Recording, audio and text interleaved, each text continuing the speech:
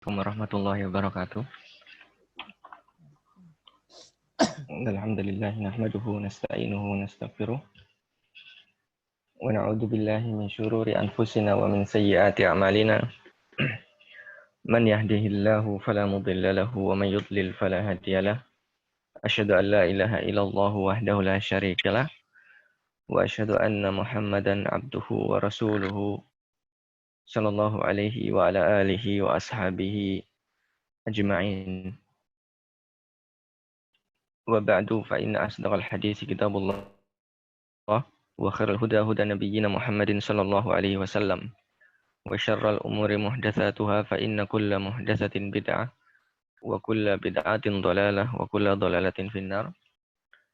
Rabbi shrah li sadri wa yassir li amri wahlul 'uqdatam min lisani yafqahu qawli. Allahumma 'allimna ma yanfa'una wanfa'na bima 'allamtana wa zidna ilman.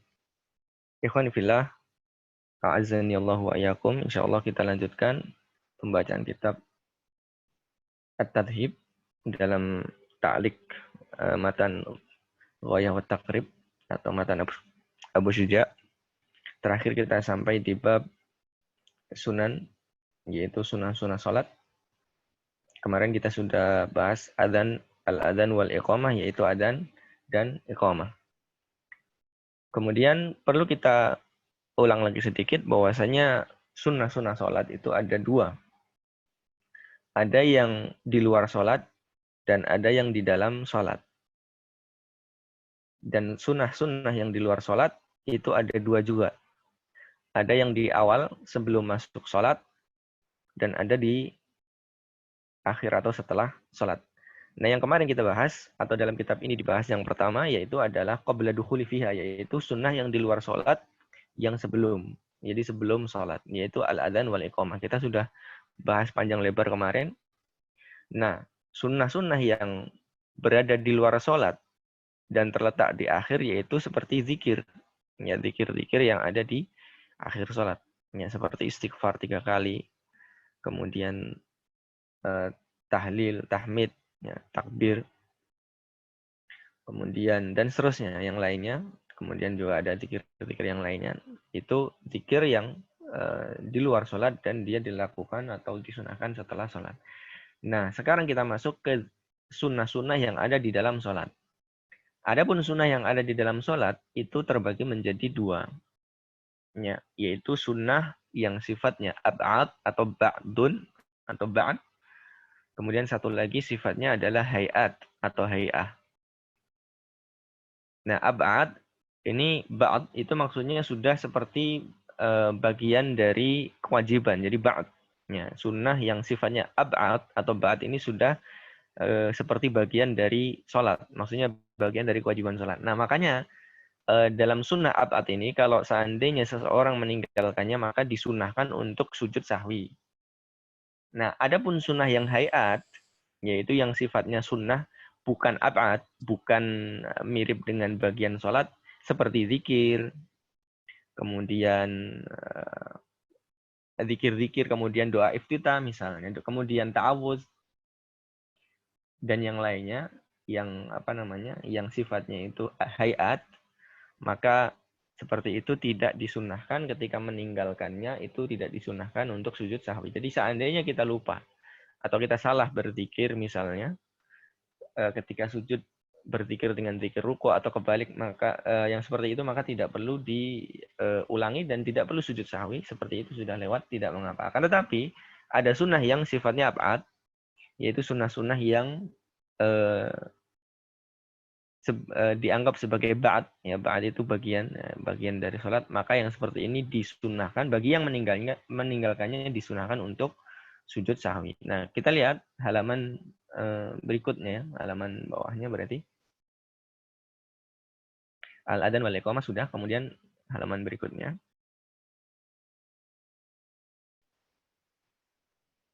Ya ini. Baik. Wa ba'da dukhuli fiha, dan setelah masuk di dalamnya syai'ani, ada dua perkara, ada dua hal. Yang pertama adalah at-tasyahhudul awal. Nah, ini adalah salah satu sunnah yang ab'ad. At-tasyahhudul awal, yaitu tasyahud awal. Ya, tasyahud awal. Kemudian wal kunutu fi subhi. Ya, kemudian yang berikutnya adalah kunut subuh. Ya, wal kunutu fi subhi, yaitu kunut pada sholat subuh. Kemudian wa fil witri fin nisfi tsani min syahri Ramadan. Dan kunut dalam witir. Ya. Nisfi tsani yaitu setengah terakhir, maksudnya pertengahan akhir. Jadi kalau Ramadan dibagi dua, ada setengah awal dan setengah akhir. Nah, ini setengah akhir min syahri Ramadan, di bulan Ramadan. Nah, ini adalah sunnah-sunnah yang abad sifatnya. Nah, abad ini bagi yang meninggalkannya disunahkan untuk sujud sahwi. Nanti setelah ini kan hayat ya, beliau mengatakan wa hayatuha khamsata asyrah, dan sunnah-sunnah yang sifatnya hayat itu ada 15, kita bahas di belakangnya. Kita bahas yang pertama dulu. Yang pertama adalah at-tasyahhudul awal. Jadi kalau seandainya ada seseorang yang lupa tasyahud awal, kemudian dia ingatnya itu di akhir sholat, maka dia tidak perlu mengulang sholatnya, karena tasyahud awal itu hanya sunnah, akan tetapi dia ganti dengan sujud sahwi. Ya, kita lihat catatan kaki nomor 1, at-tasyahud awal lil ittiba'i al-ma'lumi minal ahaditsis sahihah. Dalilnya adalah ittiba, mengikuti al-ma'lum yang sudah diketahui dari hadis-hadis yang sahih.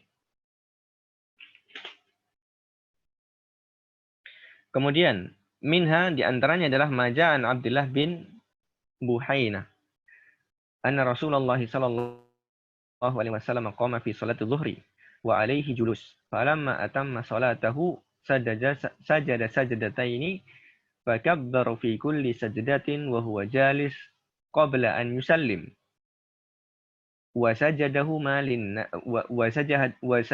an-nasu ma'ahu sajdataini, atau wasajadahum an-nasu ma'ahu makana manusia minal julus. Ya. Bahwasanya dalilnya apa? Dari hadis Imam Bukhari bahwasanya Rasulullah SAW qama min isnataini. Harusnya dia duduk tapi dia berdiri dari 2 rakaat. Kan harusnya 2 rakaat dia duduk untuk tasyahud, tapi dia berdiri beliau sallallahu alaihi wasallam dari salat zuhur dan tidak duduk di antara keduanya. Maksudnya di antara 4 itu kan yang kedua harus duduk maksudnya. Dan ketika beliau menyelesaikan sujudnya, maksudnya di sujud akhir sajadahnya ini, kemudian beliau sujud 2 sujud, kemudian kalau di sini ya, kalau di kitab saya ada beberapa perbedaan. Kemudian sajadataini wa sallama ba'da zalika, kemudian sujud 2 kali sujud, kemudian salam setelah itu. Fasujudu li tarkihi sahwan dalilu sunniyatihi. Nah ini.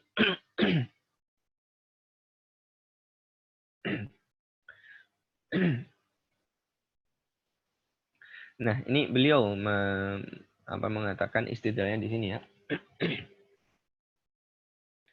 Fasujudu, adapun sujud litarkihi sahwan, karena meninggalkan tasyahud awal tadi secara sahu, yaitu lupa. Dalilu sunniyatihi. Ini menunjukkan bahwasanya tasyahud awal itu sunnah. Seandainya dia wajib, maka pasti Nabi SAW itu menggantinya, tidak cukup dengan sujud sahwi.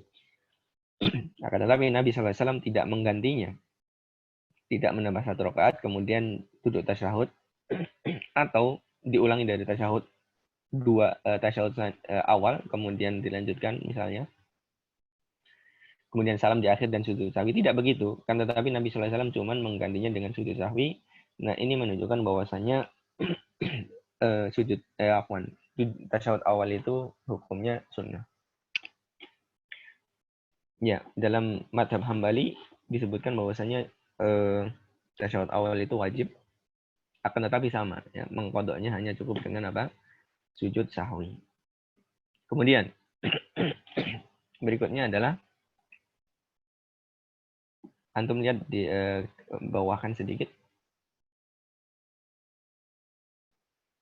Ya, wa fi haditsil musi salatuhu, dan dalam hadis al-musi'u salatuhu inda Abi Daud yang diriwayatkan oleh Imam Daud, fa idza jalasta fi wasatis sholati fatma'inna. Kalau kalian duduk di tengah sholat maka tumakninahlah. Waftarish fakhidaka al-yusra tsumma tashahhad. Bentangkanlah ya pahamu yang sebelah kiri, kemudian tasyahudlah. Maksudnya tidak diduduki, ini dibentangkan di ke belakang. Ini duduk iftirash seperti tasyahud awal ya memang. Kemudian tasyahud lana. Ini dalil bahwasanya ini keterangan ya dari riwayat Imam Abu Dawud ini, keterangan bahwasanya tasyahud awal itu termasuk fa idza jalasta fi wasati sholati fatma'in. Termasuk perintah dari Nabi Shallallahu alaihi wasallam, makanya disebutkan ab'ad. Ya, perintah khusus dari Nabi Shallallahu alaihi wasallam, bukan sunnah biasa tapi perintah khusus, akan tetapi terbukti Nabi Shallallahu alaihi wasallam itu tidak menggantinya ketika lupa. Nah, ini menunjukkan bahwasanya diperintahkan dengan khusus, akan tetapi Nabi tidak menggantinya ketika lupa. Nah, ini menunjukkan bahwasanya itu adalah sunnah, tapi sunnahnya adalah apa? Yang dia itu ketika lupa maka diganti dengan sujud sahwi. Baik, kemudian kita lanjutkan ke atas lagi ya.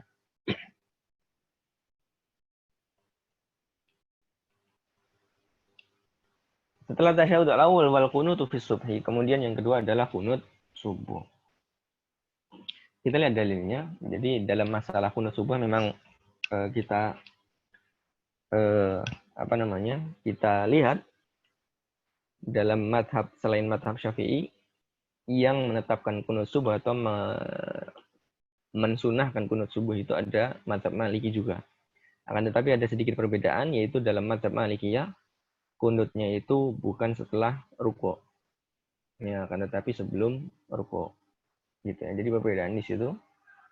Ya, akan tetapi dalam madhab Malikiyah tidak disunahkan untuk sujud sahwi ketika lupa. Akan tetapi dalam madhab Syafi'i disunahkan. Baik. Jadi disunahkan ya. Disunahkan karena termasuk ab'ad. Akan tetapi kalau dalam madhab Malikiyah kalau lupa tidak disunahkan. Wallahu a'lam bishawab. Rawal Hakimu an Abi Hurairah radhiyallahu taala anhu qala kana Rasulullah sallallahu alaihi wasallam idza rafa'a ra'sahu min ar-ruku'i fi sholati subhi fi raq'ati tsaniyati rafa'a yadayhi yad'u bi hadzal du'a Allahumma hdini fi man hadait ya, dan seterusnya. Diriwayatkan dari Imam Al-Hakim dari Abu Hurairah radhiyallahu taala anhu, beliau mengatakan bahwasanya Nabi sallallahu alaihi wasallam idza rafa'a ra'sahu min ar-ruku', jika beliau itu mengangkat kepalanya dari ruku dalam sholat subuh, ya, di sholat subuh, dalam sholat subuh, fi raq'ati tsaniyati, pada rakaat yang kedua, rafa'a yadayhi yad'u bihadzal du'a, mengangkat tangannya berdoa dengan doa ini, yaitu Allahumma hdini fi man hadait, dan seterusnya. Ya, ini dalil salah satu dalil bahwasanya disyariatkan atau disunahkan kunut subuh. Kemudian saya bacakan dari Kifayatul Akhyar, Imam Maisi mengatakan, ya, beliau membawakan riwayat dari Anas bin Malik radhiyallahu taala anhu. Beliau mengatakan, Anas mengatakan, mazal Rasulullah sallallahu alaihi wasallam yaqnutu fi subhi hatta faraqad dunya.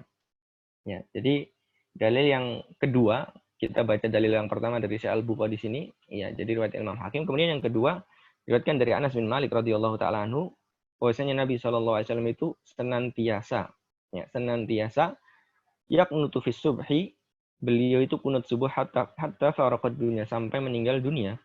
Ini diriwayatkan oleh Imam Ahmad dan selainnya. Dan berkata Ibnu Shalah Asy-Syafi'i rahimahullah, qad hakama bi sihhatihi ghairu wahid minal huffaz. Jadi hadis ini telah disahihkan atau telah dihukumi sahih tidak cuma satu dari kalangan para huffaz, yaitu para imam-imam ahli hadis. Di antaranya Imam Al-Hakim, Imam Al-Baihaqi, dan yang selainnya. Dan berkata Imam Al-Baihaqi, al-amalu bi muqtadahu anil khulafail arba'ah. Jadi beramal dengan konsekuensi hadis ini, yaitu hadis kunut subuh ini dari khulafa al-arba'ah, ya, khulafa ur-rasyidin yang 4. Dan juga kunut itu pada rakaat yang kedua, ya, sebagaimana dalam riwayat Imam Bukhari, ya, dalam Sahihain juga dari Abu Hurairah, anna Rasulullah sallallahu alaihi wasallam lama qanata fi qissati qatl bi'r ma'unah qanata ba'da ruku'. Jadi Nabi sallallahu alaihi wasallam itu pernah kunut mendoakan orang-orang melaknat ya, melaknat orang-orang karena kisah Bi'rul Ma'unah, yaitu kisah ketika Nabi sallallahu alaihi wasallam itu didatangi oleh seorang dari Bani Amir, kemudian meminta untuk didakwai kalau nggak salah seperti itu, kemudian dikirimlah para sahabat, ya para qurra'nya sahabat, yaitu orang-orang ahli qira'ahnya sahabat, kemudian mereka dikhianati dan dibunuh. Nah, kemudian Nabi sallallahu alaihi wasallam mendoakan kebinasaan bagi mereka. Nah, dalam riwayat tersebut, dalam riwayat Imam Abu Hurairah itu dalam Sahihain disebutkan qanata ba'da ruku'. Ya, beliau Nabi sallallahu alaihi wasallam itu kunut setelah ruku'. Ya, jadi dalil bahwasannya Nabi sallallahu alaihi wasallam kunut itu tidak cuma satu ya, akan tetapi banyak. Ya. Di antaranya yang dua sudah kita sebutkan. Ya, kemudian juga dari Al-Awwam bin Hamzah, qala sa'altu Aba Utsman anil kunuti fi subhi, qala ba'da ruku' qultu amman qala an Abi Bakrin wa Umar wa Utsman radhiyallahu taala anhum. Rawahul Baihaqi wa qala hadza isnadu hasan, rawahul Baihaqi an Umar aidan min turuq. Jadi dari Awam bin Hamzah, dia berkata, saya bertanya kepada Abu Utsman tentang kunut subuh. Dia menjawab, kunut subuh itu setelah ruku'. Aku bertanya lagi, dari mana kamu tahu itu? Dari Abu Bakar, Umar, Ali radhiyallahu taala anhum. Nah, ini yang dikatakan oleh Imam Baihaqi tadi ya. Hadis ini diriwayatkan oleh Al-Baihaqi, dia mengatakan hadis ini sanadnya hasan.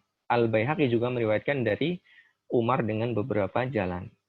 Dan juga diantaranya adalah wa'an Abdullah bin Ma'qil. Ya, radhiyallahu taala an Abdullah bin Ma'qil, beliau adalah at-tabi'i, ya tabi'i bukan sahabat, afwan, seorang tabi'i. Qala qanata Aliyun radhiyallahu anhu fil fajri. Beliau meriwayatkan bahwasanya Ali radhiyallahu anhu itu kunut pada subuh. Rawahul Baihaqi wa qala hadza an Ali sahihun masyhur, dan ini dari Ali sahih dan masyhur, ini kata Imam Al-Baihaqi.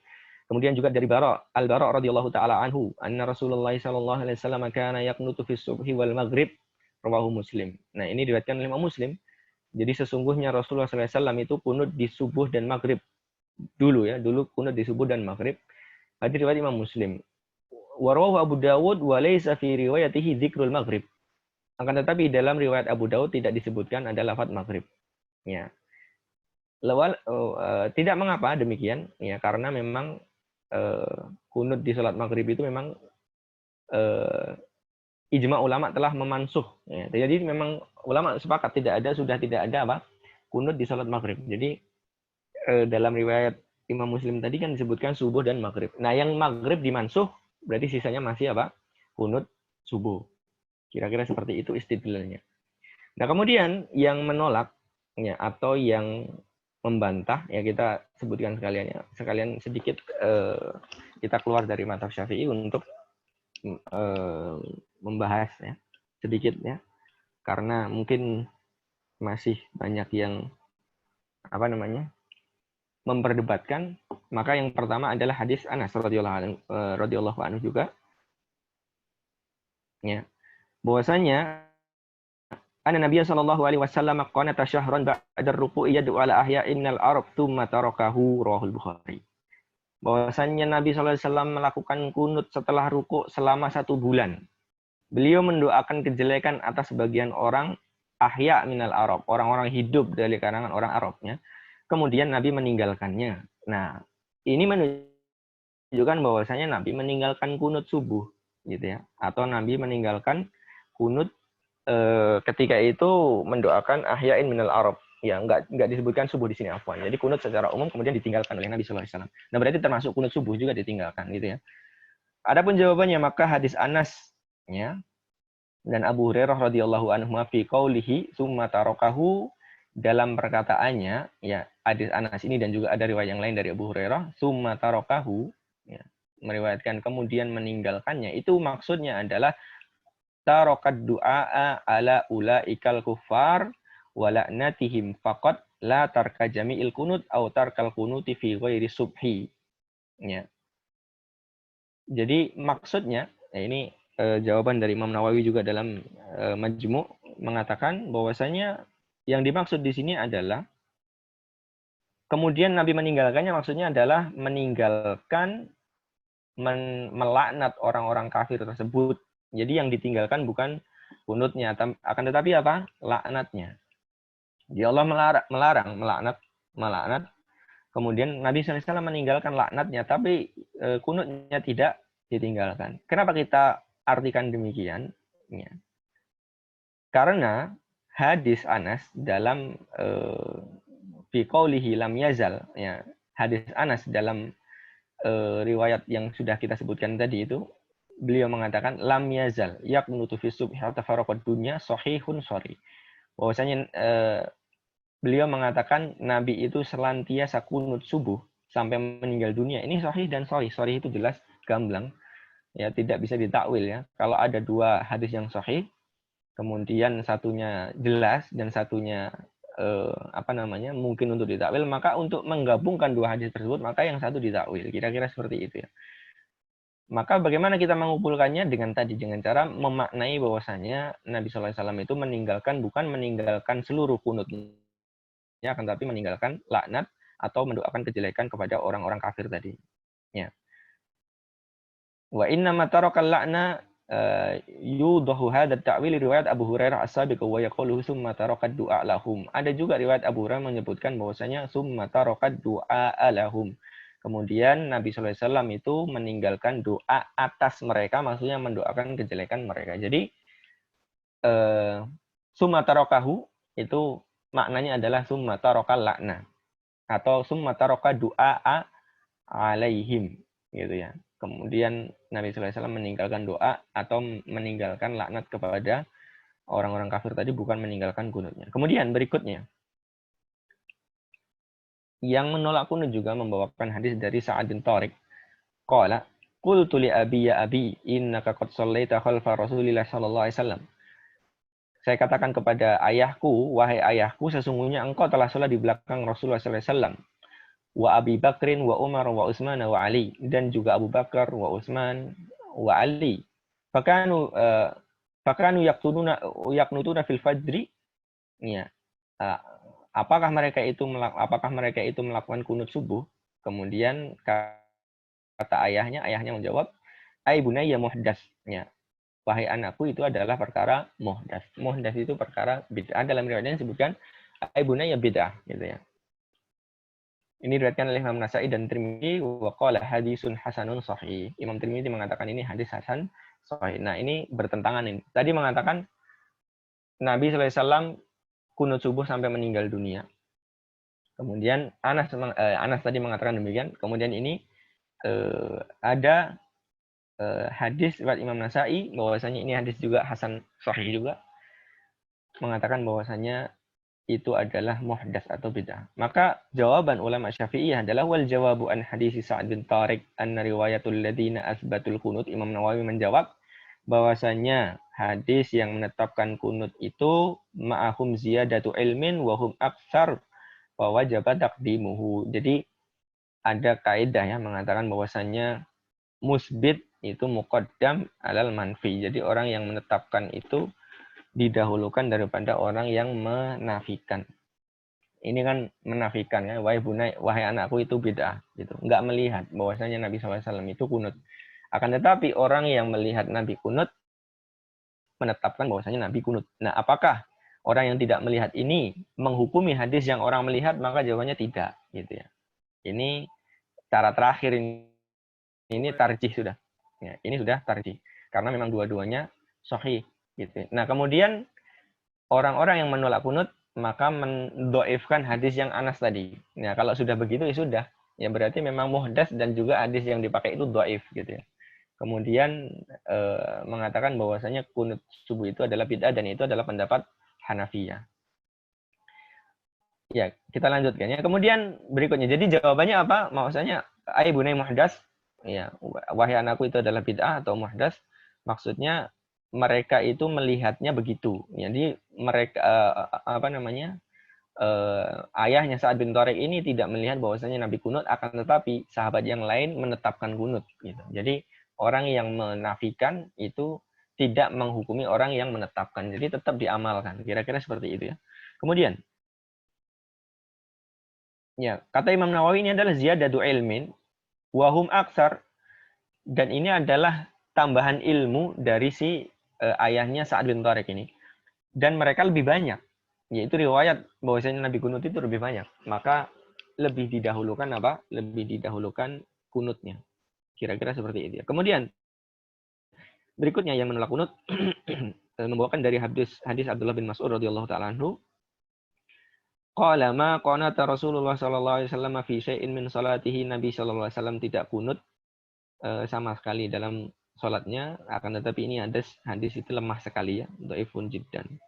Kemudian juga hadis Ibnu Umar an Abi Mukhallad qala shallaitu ma Ibnu Umar radhiyallahu anhu radhiyallahu taala anhuma as-subha falam yaknut faqultu lahu ala araka taqnutu faqala ma ahfaduhu. Ya, saya sholat ya, dari Abdullah bin Mukhlid. Ya, beliau mengatakan saya sholat subuh bersama Ibnu Umar radhiyallahu taala anhu. Dan beliau tidak membaca doa kunut, maka aku bertanya kepadanya, mengapa engkau tidak kunut? Kemudian beliau berkata, saya tidak la ahfaduhu, saya tidak menghafalnya, maksudnya saya tidak melihatnya. Saya tidak melihat beliau kunut. Jawabannya adalah hadis ini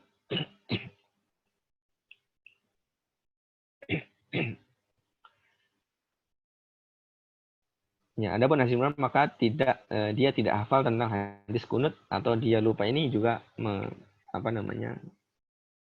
menafikan ya. Maka ini tidak menghukumi atas hadis-hadis yang menetapkan. Kemudian juga dari Ibnu Abbas, Ibnu Abbas radhiyallahu taala anhuma, al-kunutu fi subhi bid'ah. Jadi kunut subuh itu bid'ah. Maka hadis Ibnu Abbas ini adalah hadis yang dhaif jiddan, jadi lemah sekali juga. Diriwayatkan Imam Al-Baihaqi dalam kitabnya. Kemudian hadis Ummu Salamah dari Nabi sallallahu alaihi wasallam, annahu naha 'anil kunuti fi subhi, bahwasanya Ummu Salamah itu melarang kunut subuh, maka juga hadis tersebut lemah. Ya, jadi yang kuat hanya yang 3 di awal tadi dan juga 3 hadis kunut. Ada 4 mungkin. Ada penguat yang lainnya sebenarnya banyak, akan tetapi yang kita bawakan hanya itu. Dan Imam mengatakan bahwasanya penolak hadis yang menolak kunut itu sedikit. Yang lebih banyak adalah hadis yang menetapkan kunut subuh. Kira-kira seperti itu ya munaqasyahnya. Adapun yang mengamalkan silakan, atau yang tidak mengamalkan juga silakan, karena ini adalah perkara yang khilafiyah, ijtihadiyah sifatnya. Ijtihad dalam mensahihkan hadis dan mentakwil hadis sama-sama ya, sama satunya mensahihkan, satunya mendhaifkan dan seterusnya. Maka kita cukup dengan perkataan Ibnu Qayyim rahimahullah taala ya, dalam kitab Zadul Ma'ad. Beliau mengatakan wal insaful ladzi yartadihil alimul munsif, dan orang yang insaf ya, yang seseorang yang alim yang insaf lakukan, annahu alaihi sallallahu alaihi wasallam jahara wa asarra wa qanata wa taraka. Nabi sallallahu alaihi wasallam itu menjaharkan dan memelankan dan kunut dan meninggalkan. Kemudian dia mengatakan, dan telah sahih dari Abu Hurairah bahwasannya beliau mengatakan, wallahi la ana aqrabukum salatan bi Rasulillah sallallahu alaihi wasallam. Demi Allah, saya itu sebenarnya adalah orang yang paling mirip salatnya dengan Nabi sallallahu alaihi wasallam. Bahkan Abu Hurairah yaqnutu fi raqatil akhirati minas subhi, dan Abu Hurairah itu kunut di rakaat terakhir salat subuh. Tsumma qala, kemudian beliau mengatakan, wala raiba innar Rasulullah sallallahu alaihi wasallam fa'ala dzalika tsumma tarakah. Ya. Tidak ragu, ya, Ibnu Qayyim mengatakan tidak ragu bahwasanya Nabi sallallahu alaihi wasallam itu melakukan hal tersebut dan meninggalkannya. Fa'arada Abu Hurairah, dan Abu Hurairah ingin mengajarkan manusia seperti ini, yaitu kunut itu, bahwasanya kunut itu sunnah. Maka ini adalah jawaban ya, dari orang-orang ahli Kufah, yaitu ashabu mazhab Hanafi, alladzina yakrahul kunut fil fajri mutlaqan, yang mereka itu membenci kunut dalam salat fajar mutlak secara mutlak, bahkan mengatakan bid'ah. Dan mereka mengatakan huwa mansuh wa fi'luhu bid'ah. Dia itu sudah mansuh dan perbuatannya itu bid'ah. Adapun ahli hadis, kata Ibnu Qayyim, berada di pertengahan antara mereka, dan mereka man istahabba inda nawazil wa ghairiha baina man istahabba inda nawazil wa ghairiha. Ya, di pertengahan antara yang menetapkan dan menolak, dan juga di antara orang yang menetapkan ketika nawazil, yaitu nazilah, yaitu ketika bencana-bencana dan selainnya. Dan mereka mengatakan ashabul hadits fi'luhu sunnah wa tarkuhu sunnah, fala yumkuna ala ma dawama alaihi wa la yakrahuna fi'luhu wa la yarawna bid'ah wa la fa'iluhu mukhalifan li sunnah. Maka tidak mengingkari orang yang mendawamkan, terus-menerus melakukannya, dan juga tidak membenci pelakunya atau perbuatannya, wala yarawna bid'ah, dan tidak melihat atau berpendapat bahwasanya itu adalah bid'ah. Wala fa'iluhu mukhalifan li sunnah, dan juga perbuatan orangnya itu atau orangnya itu disebut ahli bid'ah atau menyelisih sunnah. Bahkan menyelisih sunnah pun tidak menganggap demikian Ibnu Qayyim, walaupun Ibnu Qayyim berpendapat tidak disyariatkan ya. Karena sebelum ini beliau mengatakan bahwasanya seandainya Nabi SAW itu selalu kunut, tentu umat itu pasti menghafalnya. Akan tetapi kenapa hadis-hadis kunut itu tidak banyak, gitu ya? Kira-kira seperti itu, kemudian membantah bahwasanya Nabi itu tidak terus-menerus, dan memang betul tidak terus-menerus. Kemudian beliau insaf bahwasanya orang yang terus melakukan kunut ini tidak dikatakan bid'ah dan tidak diingkari, ya, karena itu memang sunnah, dan meninggalkannya pun juga sunnah. Itu kata Ibnu Qayyim rahimahullah, beliau berpendapat dengan pendapat pertengahan. Jadi silahkan yang mau kunut-kunut, yang mau tidak silahkan, tafadhol. Ini adalah perkara yang sifatnya ijtihadiyah, ya, maka tidak diingkari dan tidak mengatakan orang yang kunut itu adalah ahli bid'ah. Maka ini walaupun boleh kita mengatakan bahwasanya kunut itu bid'ah, sah saja, dan itu juga pendapat ulama Hanafiyah. Yang tidak mengapa demikian, akan tetapi kalau sudah memvonis orangnya ahli bid'ah, wa kullu bid'atin dhalalah, setiap bid'ah sesat, wa kullu dhalalatin finnar, setiap sesat di neraka. Nah, kalau sunut subuh masuk neraka, nah ini yang berat. Ini seperti ini yang apa? Lawazim seperti ini yang berat, maka kita sebagai thalibul ilmi tidak boleh demikian. Baik. Kemudian tentang masalah kunut ya, subuh, seandainya kita melakukan kunut subuh, tadi ya tempatnya apakah di sebelum rukuk atau setelah rukuk, maka tadi ya Anas ditanya dalam hadis yang sudah kita baca bahwasanya Nabi SAW dalam Imam Bukhari tadi, hal qanata Rasulullah SAW fi subhi, qala na'am, apakah Nabi kunut subuh? Iya. Kemudian apakah sebelum rukuk atau setelahnya? Kemudian Anas mengatakan ba'dar rukuk, yaitu setelah rukuk. Ya, jadi yang kuat adalah setelah rukuk. Adapun Malikiyah maka sebelum rukuk. Dalam mazhab Syafi'i, orang yang melakukannya sebelum rukuk itu tidak dianggap kunut. Dan khilaf efeknya ya, apakah membatalkan sholat atau tidak, atau dia sujud sahwi atau tidak, itu ada perbedaan pendapat. Yang jelas, kalau seandainya mazhab Syafi'i mengakui mazhab Syafi'i kemudian kunut di sebelum rukuk, maka tidak sah kunutnya. Ya, kemudian lafadz kunut sekarang ya, lafadz kunut ya seperti yang sudah kita baca tadi. Jadi bahwasanya dalam riwayat Imam Tirmidzi dalam hadis yang hasan dan yang selainnya, bahwasanya Nabi sallallahu alaihi wasallam dalam riwayat tersebut disebutkan bahwasanya doanya ada Allahumma hdini fiman hadait. Dalam kitab tadi ya, kitab catatan kaki sudah kita baca, Allahumma hdini fiman hadait dan seterusnya, wa afini fiman afait, wa tawallani fiman tawallait, wa barik li fima a'tait. Kemudian wa qini syarra ma qadait, fa innaka taqdi wa la yuqda alaik, wa innahu la yadhillu man walait. Fa innahu sama wa innahu ini juga ada dua riwayat. Kemudian tabarakta rabbana wa ta'alait. Kemudian apakah ada tambahan la yaizu man walait wa la yadhillu man la yaizu man adait wa la yadhillu man walait ya. Itu juga dalam riwayat lain disebutkan seperti itu, akan tetapi dalam wala yadhillu man wala yaizu man adait itu tadi di akhir riwayat itu diperselisihkan juga. Akan tetapi dalam riwayat Imam Tirmidzi ini hanya disebutkan wa innahu la yadillu man walait tabarakta rabbana wa ta'alait. Sudah, itu aja. Ini kan Imam Tirmidzi, dan Imam Tirmidzi mengatakan hadis ini hasan dan tidaklah hasan sahih ya. Imam Tirmidzi mengatakan hadis ini sanadnya sahih. Hadis ini hasan. Kalau Imam Nawawi mengatakan hadis ini sahih. Kemudian Imam Tirmidzi mengatakan wala yu'rafu.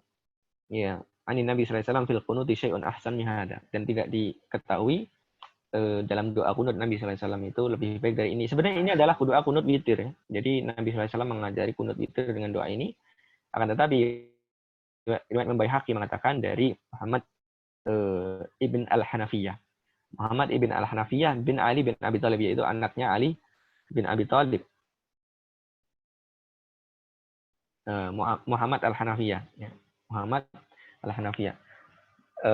Beliau mengatakan karena Abi, yaitu Ali bin Abi Thalib, dahulu itu yad'u berdoa fi sholatil fajri, dalam sholat subuh, fi kunutihi, ya, yad'u bihi, ya, dia berdoa dengannya, yaitu dengan Allah mahdini fi man hadait, dalam sholat fajar, dalam kunutnya. Ini jelasnya menunjukkan bahwasanya Ali melakukan demikian. Nah, kalau Ali melakukan demikian berarti menunjukkan bahwasanya kunut subuh itu lafadznya sama dengan kunut witir.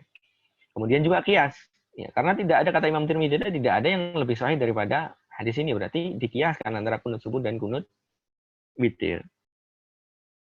Jadi ini adalah kiasan dari kunut witir. Kemudian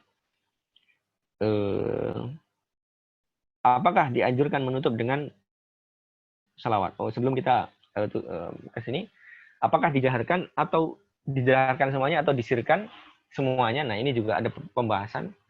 Maka kalau dia sholat berjamaah, kemudian imamnya menjaharkan, maka si makmum itu mengaminkan.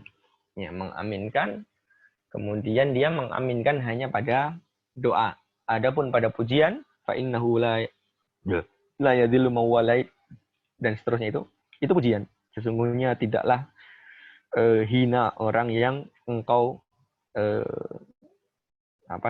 engkau lindungi gitu ya, engkau wali gitu ya, dan seterusnya. Itu bukan doa, maka di situ tidak diaminkan ya, tidak diaminkan, kata Imam Nawawi. Makanya boleh seseorang itu mensirkan doa itu supaya tidak diaminkan, kan Allahumma hdina fiman hadait. Kalau kami ya, kalau seandainya berjamaah, kalau satu orang Allahumma hdini fiman hadait. Nah, Allahumma hdina fiman hadait, amin, dan seterusnya. Nah, ketika di wala yadillu mawalait, nah itu tidak diaminkan. Terus makmumnya ngapain? Makmumnya membaca juga dengan bacaan itu. Kalau seandainya imamnya tidak membaca, gitu ya. Kalau seandainya imamnya mensirkan, maka imamnya membaca itu. Itu pujian, dan boleh diam, tidak masalah diamnya. Nah, kalau seandainya imamnya membaca, maka jangan diaminkan. Makanya tidak dibaca itu supaya makmum tidak mengaminkan. Sebagian Syafi'iyah menganjurkan demikian karena supaya tidak diaminkan, karena itu bukan doa, itu adalah pujian, dan yang di belakang juga membacanya. Kalau tidak, maka dia diam seandainya imamnya membaca.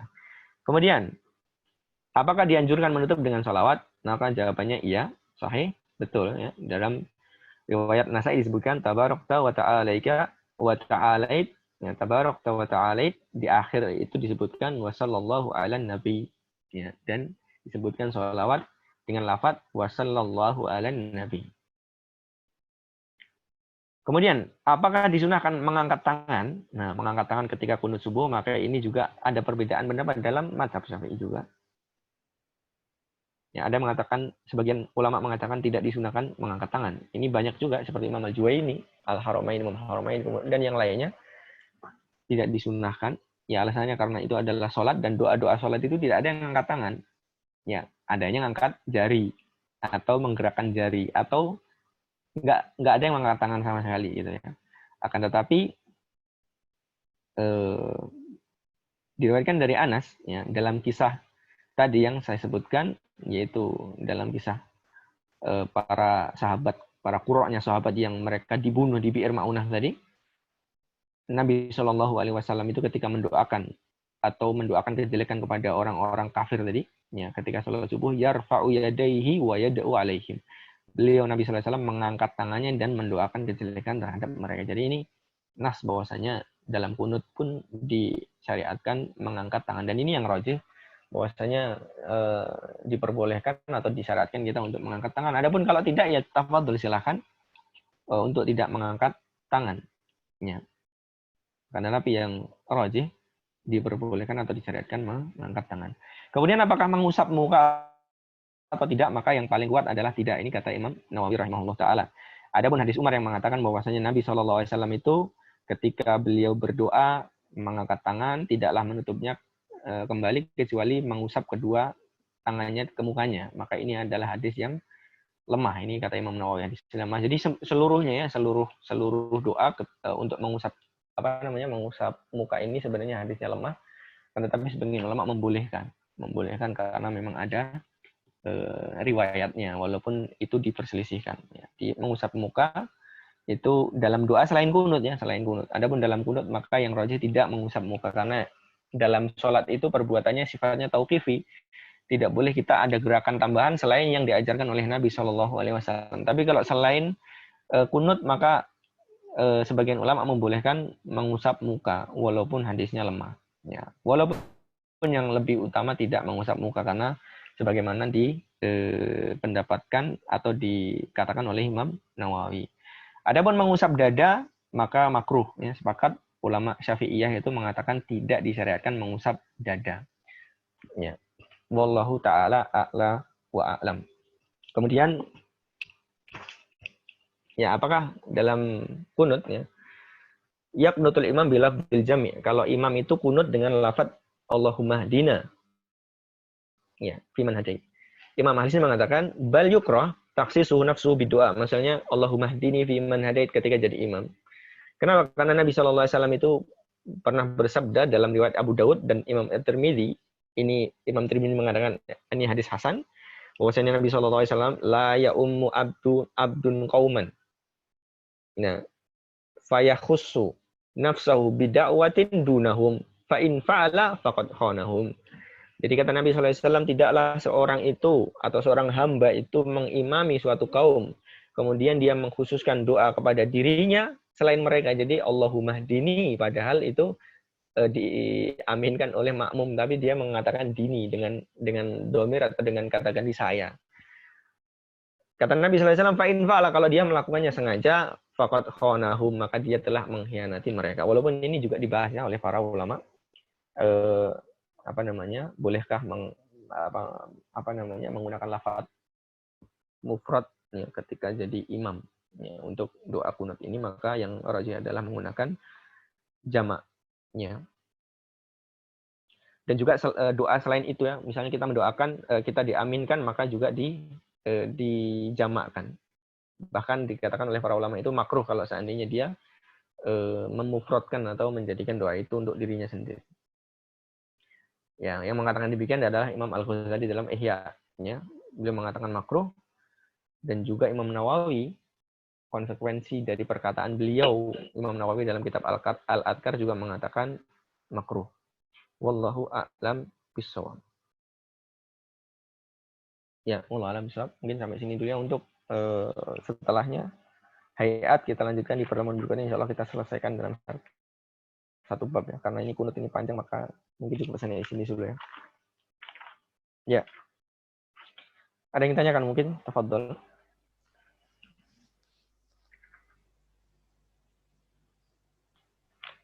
Tafadhol yang mau bertanya. Bisa lewat kolom chat, silakan.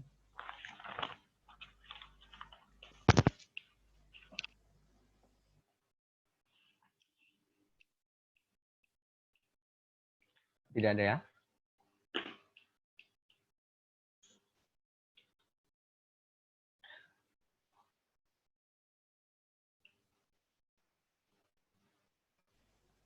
Ini ada di chat. Izin bertanya Ustaz. Kunut nazilah saat pandemi bagaimana hukumnya? Kalau dalam mazhab Syafi'i kunut nazilah saat taun itu ya masyru' disyariatkan.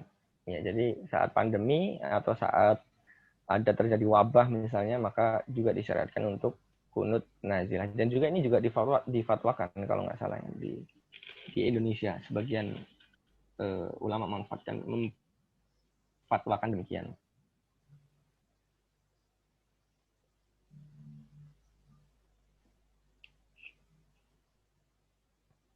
Ya, perkara.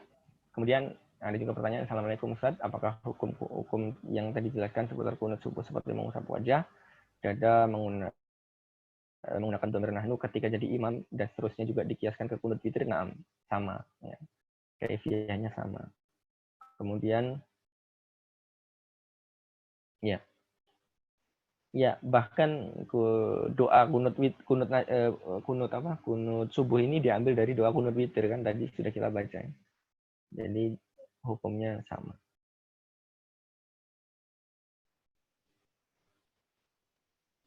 Wallahu a'lam bishawab.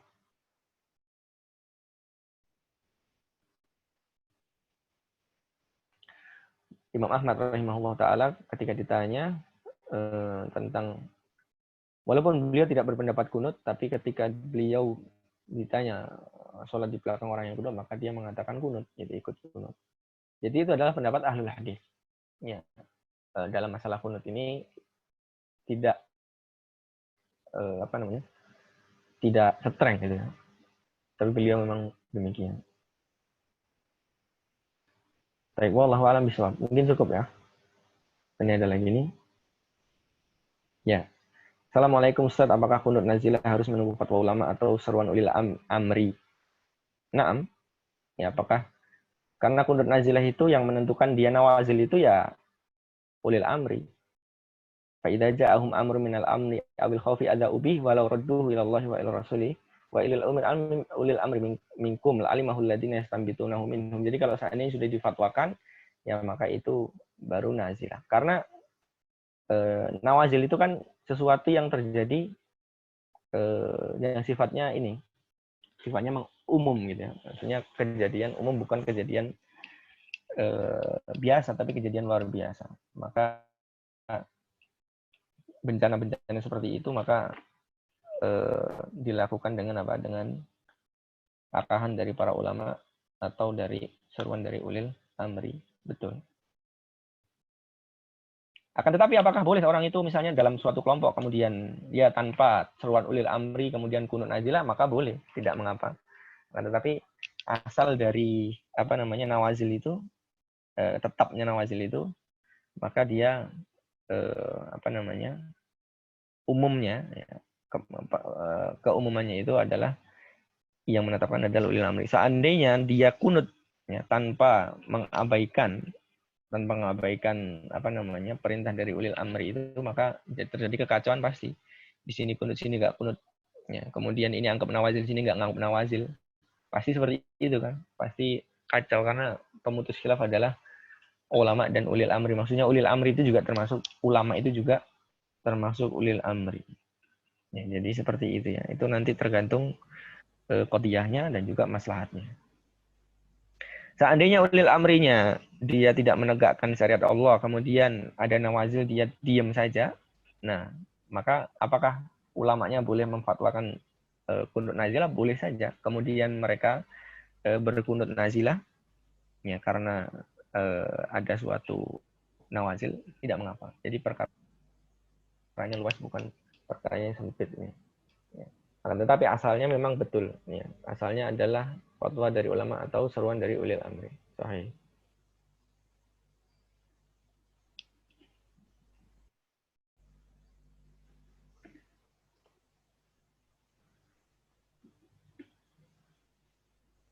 Mungkin cukup ya, insya Allah. Kunut nazilah sebenarnya dibahas, tapi anak nggak baca ya tadi karena ini di bab kunut subuh sebenarnya dibahas oleh Imam Nawawi dalam kitab Majmu' juga, cuman anak nggak bahas panjang karena kita di kunut subuh. Ya, yang jelas kunut nazilah itu masyru' ya, disyariatkan di setiap salat fardu. Kemudian juga yang yang nazilahnya itu memang nawazil gitu ya. Maksudnya yang memang benar-benar kejadian besar. Kemudian juga yang mensyaratkan ini adalah ashabul hadis, Imam Malik, Imam Syafi'i, Imam Ahmad. Beliau mengatakan demikian.